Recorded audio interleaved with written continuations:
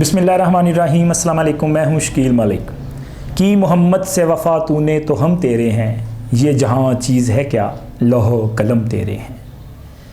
तहरीक लब्बैक पाकिस्तान के सरबरा अल्लामा साद रिज़वी ने हुकूमत को मुतनब्बे कर दिया है कि 16 फरवरी को आपके वादे की आखिरी डेट है। अगर आपने फ़्रांस के सफ़ीर को मुल्क बदर ना किया तो फिर दमादम मस्त कलंदर होगा।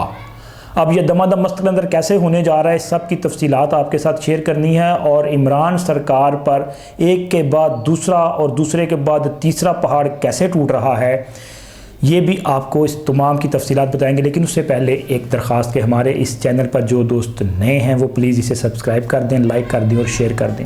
अब आते हैं तहरीक लब्बैक पाकिस्तान के सरबरा अल्लामा साद रिज़वी की दो टोक धमकी पर।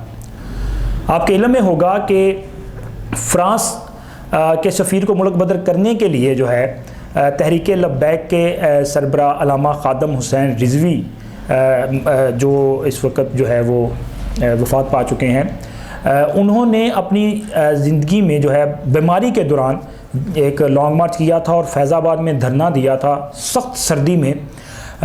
और इस धरने के दौरान उनसे वादा किया गया था कि फ़्रांस के जो सफ़ीर हैं, चूँकि फ़्रांस में नबी पाक मोहम्मद सल्लल्लाहु अलैहि वसल्लम की शान अक़दस में जो गुस्ताखी की गई, उस पर जो है पूरी दुनिया में एक रद्द-ए-अमल सामने आया और पाकिस्तान में भी रद्द-ए-अमल सामने आया था। तहरीक लब्बैक ने लाहौर से एक लॉन्ग मार्च लिया और इस्लामाबाद गए, मुतालबा किया कि फ़्रांस के सफ़ीर को मुल्क बदर किया जाए। वहाँ पे मुज़ाकरात हुए और मुज़ाकरात में कुछ वादे वईद हुए।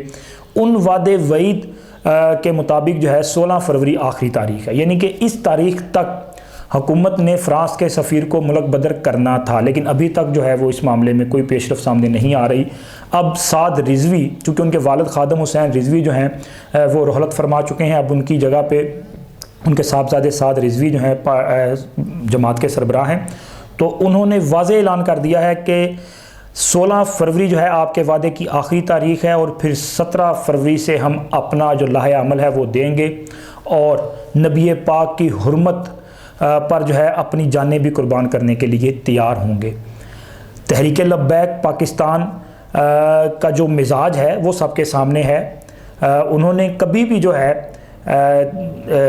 नबी पाक हज़रत मोहम्मद मुस्तफ़ा सल्लल्लाहु अलैहि वसल्लम की शान में गुस्ताखी पर कोई कंप्रोमाइज़ नहीं किया और हर बार जो है वो सफ़े अव्वल में नज़र आए हैं अल्लामा ख़ादम रिज़वी। और अब उनके बाद उनके बेटे साद रिज़वी का ये पहला इम्तिहान है और पहले इम्तिहान में जो उन्होंने हुकूमत को मुतनब्बे किया है उसमें इशारा तो यही दिया है कि बिल्कुल वही कुछ होगा जो उनके वालिद की ज़िंदगी में होता रहा और इस मामले पर कोई कंप्रोमाइज़ नहीं होगा। तो ये तवक्के की जा रही है कि अब फरवरी में हुकूमत को जो है एक और लॉन्ग मार्च का सामना करना पड़ सकता है।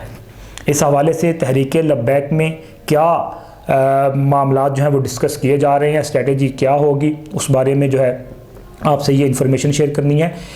तहरीक लब्बैक पाकिस्तान ने अपने तमाम कारकुनों को इस जो लॉन्ग मार्च मुजवज़ा जो लॉन्ग मार्च है इसके मुतालिक जो है हदायत जारी कर दी हैं। उन्हें कह दिया गया है कि आप तैयार रहें और आप समझते हैं कि उनकी तैयारी का मतलब क्या है।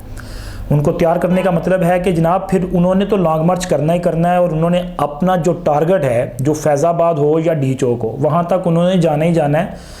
आप फिर भले वो आंसू गैस का इस्तेमाल करें, आप लाठी चार्ज करें, आप जो मर्ज़ी करें, वो जाएंगे। जब उन्होंने कमिटमेंट कर ली, उन्होंने ऐलान कर दिया, उनके कायद ने कॉल दे दी, तो फिर वो सारा कुछ होगा।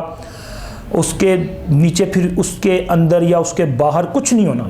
जो फाइनल हो गया वो उसके मुताबिक चलेगा। और फाइनल क्या होने जा रहा है कि 17 को तहरीक लब्बैक पाकिस्तान के जो ज़िम्मेदारान हैं उनका अहम इजलास बुलाया जाएगा। 16 फरवरी चूँकि आखिरी डेट है, या 17 को या उससे 1-2 रोज़ आगे पीछे हो सकता है।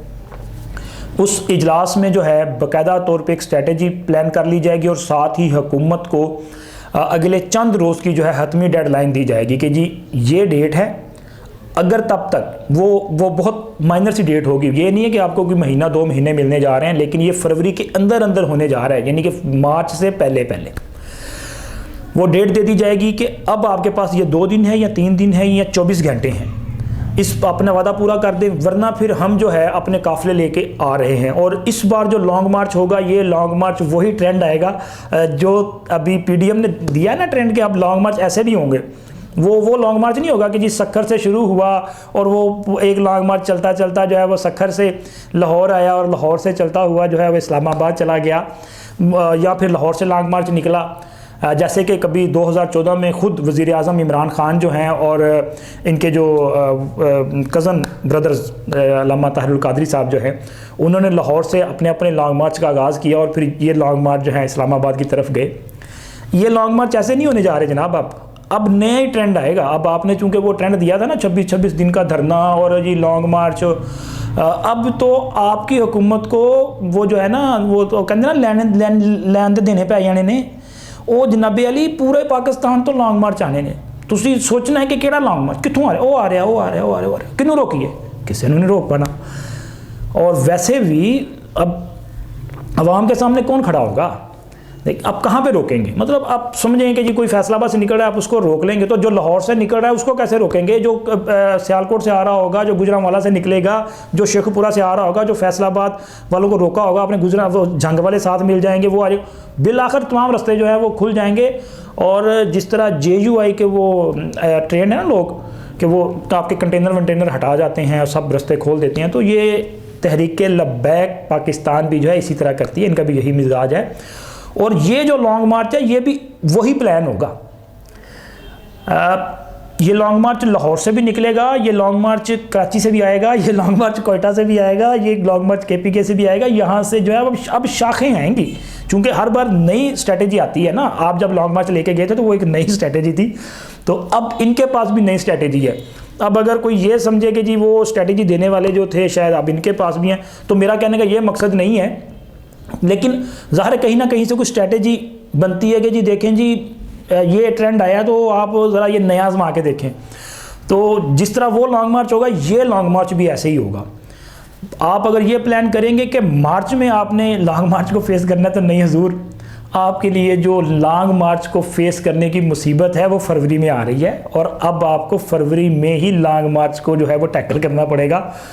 और वो जो बाकी आएंगे PDM वाले जो कि मार्च में जिन्होंने आना है, उससे पहले इनसे भी मामला करने पड़ेंगे, और इनसे मामला डील करने के लिए फ्रांस के सफ़ीर को मुल्क से निकालना पड़ेगा। लेकिन ये इतना आसान नहीं होगा। देखें, फ्रांस के सफ़ीर को निकालने से आपका जो बैरूनी दुनिया का प्रेशर है आपकी हुकूमत पर आएगा, जो कि अभी आ भी रहा है, और उसको आपने कैसे फेस करना है, उसको कैसे बर्दाश्त करना है। और आपकी हुकूमत तो वैसे भी मुल्क में तो है ही प्रॉब्लम्स में, लेकिन आपकी खारजा पॉलिसी की वजह से आप दुनिया में तन्हाई का शिकार हो चुके हैं। चीन जैसा जो आपका दोस्त है, जिसकी दोस्ती या पाक चीन दोस्ती जो है वो समुंदर से गहरी और हिमालय से भी बुलंद, अब वो गर्म जोशी नज़र नहीं आ रही।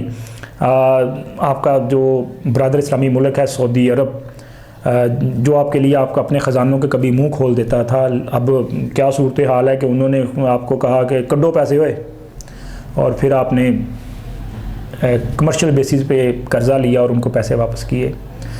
और तुर्की के साथ भी आपके अच्छे मरासम थे, लेकिन अब आज उस लेवल के नहीं हैं। यही सूरत हाल जो है बाकी ममालिक के साथ है कि उस तरह के आपके ताल्लुकात नहीं है। आपकी खारजा पॉलिसी जो है वो कामयाब खारजा पॉलिसी नहीं है, उसकी नाकामी हमने देखी है। तो ऐसी सिचुएशन में ये हुकूमत के लिए ये अगर अंदरूनी सतह पे एक प्रेशर होगा, तो बैरूनी सतह पर भी बहुत बड़ा प्रेशर होगा। और जब अमेरिका में हुकूमत तब्दील हो चुकी है और आपके इल्म में है कि नए अमेरिकी सदर जो बाइडन ने तो वाज़ेह ऐलान कर दिया, उन्होंने तो इमरान गवर्नमेंट को डेमोक्रेटिक जो हुकूमत है वो मानने से इनकार कर दिया, और ऐलान कर दिया कि ये जमहूरी हुकूमत नहीं है। ट्रांसपेरेंसी इंटरनेशनल की रिपोर्ट में आपको जो फरमाया, जो आपके हवाले से अलकाबात हैं वो सबके सामने, ये दुनिया का मिजाज है। ऐसी सूरत में इस मामले पर फंसी हुई हुकूमत, जिस पर और बहुत सारे प्रेशर हैं, उस पर अपने लोगों को संभाल के रखने का प्रेशर है, अपने मुखालफिन को डील करने का प्रेशर है, उनको बाकी जो फोर्सेस हैं जैसे कि तहरीक लब्बैक का प्रेशर है, तो प्रेशर में फंसी हुई हुकूमत पर एक से दूसरा तीसरा चौथा, ये वार पे वार है। और शायद आपके इल्म में होगा कि इससे पहले इसी तरह के वार जो है आप भी करते रहे हैं। 2014 में लाहौर से आप भी निकले, आपके सियासी कज़न ताहिरुल कादरी भी निकले, फिर वहाँ पे आपने डी चौक में जो 26 दिन तक धरना दिया, वहाँ पे क्या क्या कुछ होता रहा। और आप जो वहाँ पे मुजाहिरीन थे, जो सियासी कारकुनान थे, वहाँ पे उनके वो जो ज़ाहिर एक बंदा वहाँ पे रहेगा, एक जगह पे स्टे ज़्यादा दिन करेगा तो उसने गुजर बसर के लिए खाना वाना भी खाना है तो गंद वहीं पे फेंकेगा, कपड़े धोने हैं तो कहीं ना कहीं तो लटकाने पड़ना है। अब वो कहाँ कहाँ कपड़े लटकाए जाते रहे, इवन के वहाँ पे कब्रें जो खोदी गई। देखिए ना, आपने हसास तरीन जो पाकिस्तान का इलाका है, डी चौक का एरिया, वहाँ पे उसको रेड जोन कहा जाता है, वहाँ पे आपने कब्रें खोद दी थी। तो वो प्रेशर था ना सारे का सारा, आपने इस्तीफ़े जो जमा करवा दिए स्पीकर को, लेकिन वो मंजूर नहीं हो पाए थे क्योंकि आपको पता था कि एम्पायर की उंगली उठनी है और आप बार बार उसका जिक्र भी करते रहे। खैर वो उंगली उस वक़्त नहीं उठी, उसके बाद उस उंगली ने ज़रूर हरकत की जिसका पूरी कौम ने नज़ारा भी देखा। अब जो एम्पायर की उंगली का पता नहीं मुझे कि है या साथ है या नहीं है, लेकिन अब उससे मिलती जुलती स्ट्रेटजी ज़रूर है। ये भी आएंगे, फिर कोई और भी आएगा, और कब तक आप इससे बच पाएंगे। और ये जो मामला है ना, देखिए पीडीएम का एक सियासी पॉइंट ऑफ व्यू है, लेकिन तहरीक लब्बैक जिस इशू पे आ रही है ये हमारे ईमान का हिस्सा है। इस पे अगर आप उनके ख़िलाफ़ ताकत का इस्तेमाल करेंगे तो माजी में देखा गया है कि जब भी ताकत का इस्तेमाल किया जाता है तो वहाँ पे अगर चंद 100 लोग बैठते हैं इस्लामाबाद में तो फिर लाखों लोग जो हैं वो सड़कों पर आ जाते हैं। और पाकिस्तान की बड़ी शहरें तो बड़ी छोटी से छोटी गलियां तक बंद हो जाती हैं। तो इसलिए ये मसला जो है ये भी कप्तान की हुकूमत के लिए दर्द सर है। लिहाजा अब ये हुकूमत जो है, इनको कुछ मामला याद आ रहे होंगे कि कभी हम भी आए थे और किसी ने हमें भी पूरी स्ट्रेटजी बनाकर दी थी, तो शायद इनको भी दी हो। तो आप सोचें ज़रूर। फ़िल वक़्त के लिए इतना ही।